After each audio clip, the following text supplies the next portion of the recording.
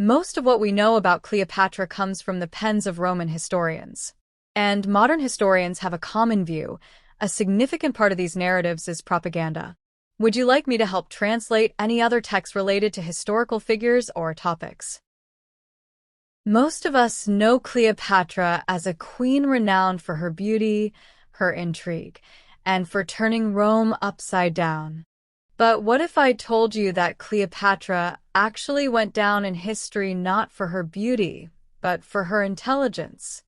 And that Roman historians deliberately wrote lies about her.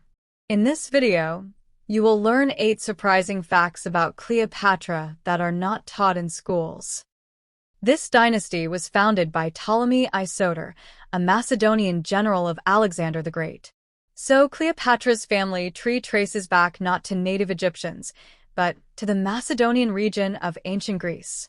Even though her family had lived in Egypt for about 300 years, they had not even learned the Egyptian language.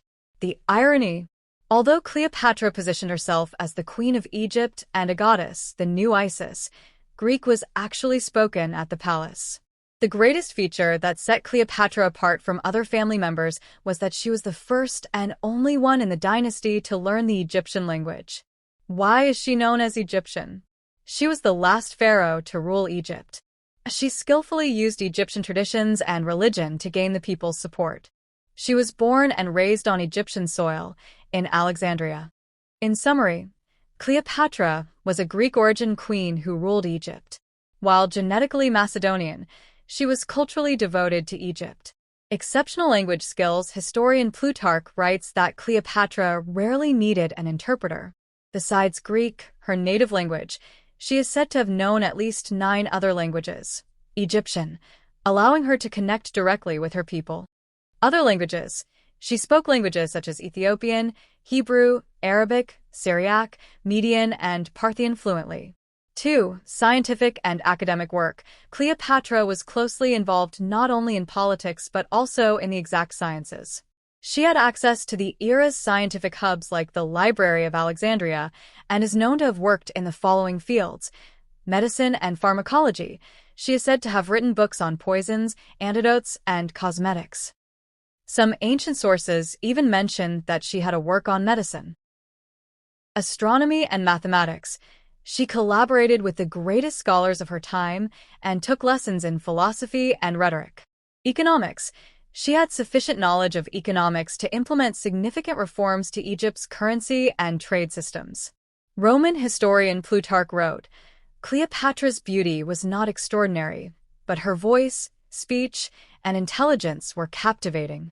Contrary to Hollywood portrayals, she had a sharp sense of humor, skill in political manipulation, and the ability to establish psychological dominance.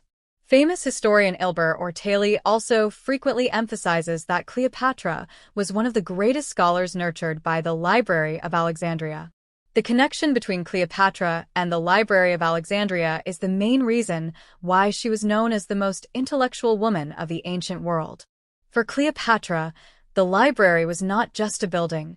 It was an academy where she spent her childhood, received her education, and nurtured her power. Here are the striking details of this relationship. The hub of her education. The Mouseion, the Library of Alexandria, was actually part of a vast research center called the Mouseion, House of the Muses. From a young age, Cleopatra took lessons here from some of the greatest scholars of her time. Philosopher and orator Philostratus was her private tutor. Thanks to the resources provided by the library, she delved deep into fields such as astronomy, mathematics, medicine, and literature. The Great Fire and the Age of Caesar. During the war between Julius Caesar and Cleopatra, 48 BC, ships in the Alexandria harbor were set ablaze, and the flames spread to parts of the library. It is said that thousands of invaluable scrolls were lost in this event. Historical records note that Cleopatra was deeply saddened by this loss. Antony's book Gift, knowing Cleopatra's passion for knowledge and the library, Marcus Antonius gave her one of the most impressive gifts in the world. Antonius revitalized the Library of Alexandria's collection by gifting Cleopatra approximately 200,000 scrolls taken from the Library of Pergamum in modern-day Izmir/Bergama, which was Alexandria's greatest rival at the time. A scholar, Queen Cleopatra did not view the library merely as a book repository.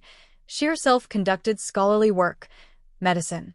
Using resources from the library, she conducted research on cosmetics and toxicology, the study of poisons, and developed her own perfume and medicine formulas. She is known to have personally participated in and supported the translation processes of works in different languages held in the library.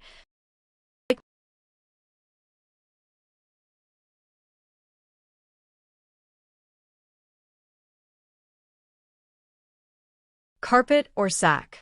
According to popular legend, Cleopatra was carried into Caesar's room hidden inside a rolled-up carpet.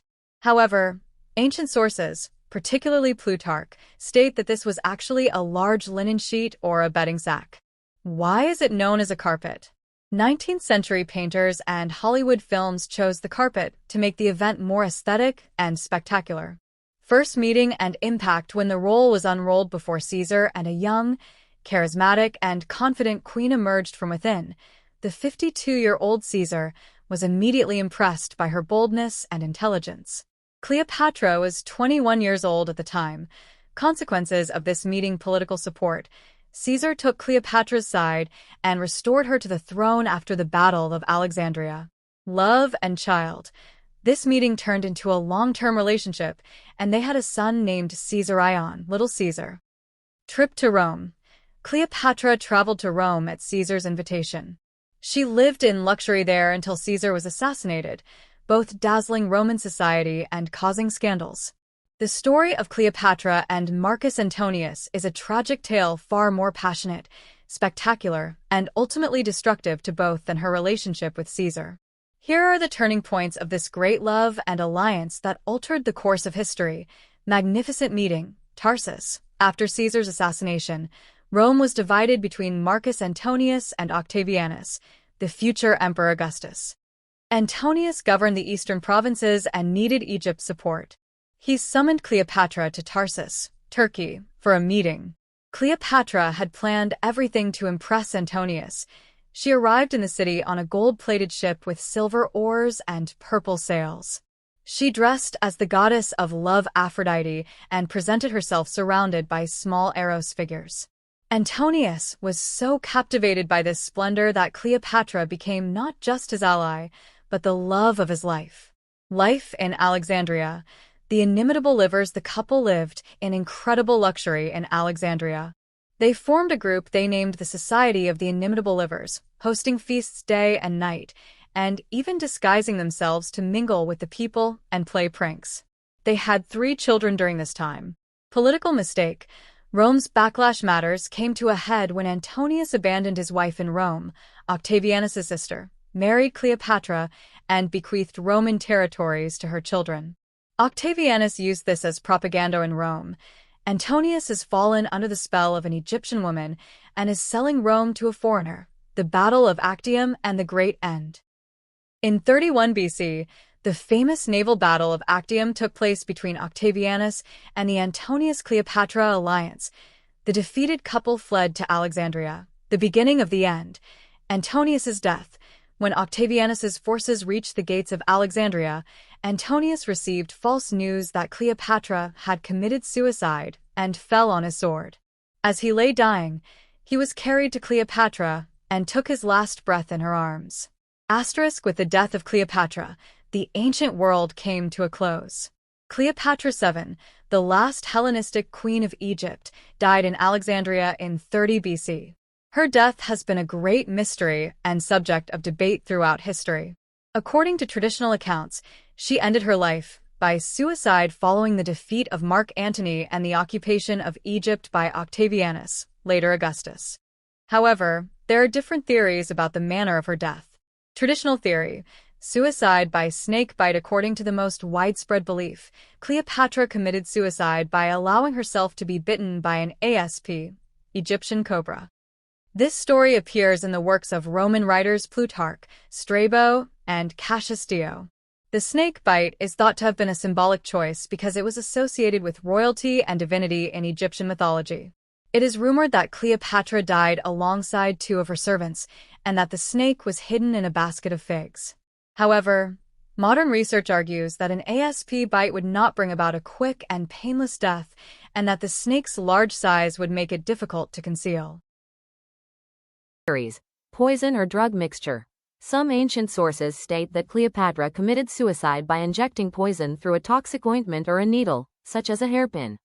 Modern experts like German historian Christoph Schaefer suggest that Cleopatra died from drinking a cocktail of drugs consisting of hemlock, aconitum, wolfsbane, and opium. This method is considered more likely as it would have provided a quick and relatively painless death. Ancient papyri indicating that Cleopatra had knowledge of poisons and even conducted experiments on convicts support this theory. Possibility of murder. Some historians argue that Cleopatra did not commit suicide, and may have been forced to take her own life or killed directly by Octavianus.